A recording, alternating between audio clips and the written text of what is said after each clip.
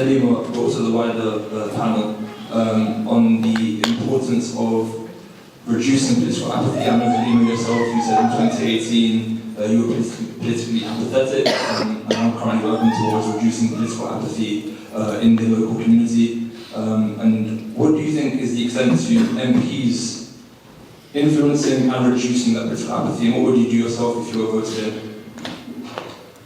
Thank you, Eunice. I'm so glad you asked me that question, because after I gave my speech, I was kicking myself. I was like, I have this policy that I forgot to talk about. So, that's an excellent question, and it's been rattling my brain for years. As I said, the establishment actually, rely on voter apathy. Now, how did we get to this stage in this election where people do not want to vote Labour? And I'm grateful. It's a couple of years a bit late, but I'm grateful we're here now. And it's because politicians and MPs do not represent their constituents. They do not vote in the interests of their constituents.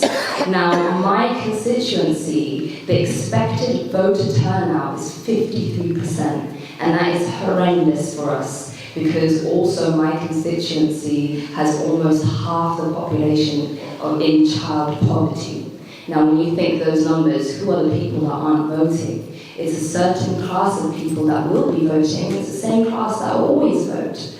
Now, for me, the policy that I will introduce as an MP for this constituency, for my constituents, is that I will establish a service where my constituents will be able to vote on key issues that I vote on in Parliament. Now, what that will do is will begin an appetite for people to actively get engaged. Now, what the Labour Party has done is that they've planted people from Harrow East to stand against me who weren't put through by their own community. Now, what I need is my younger generation to see their votes working for them. So how do we bring in the appetite? We bring them in to start voting on how I vote in Parliament, because I'm supposed to be your voice.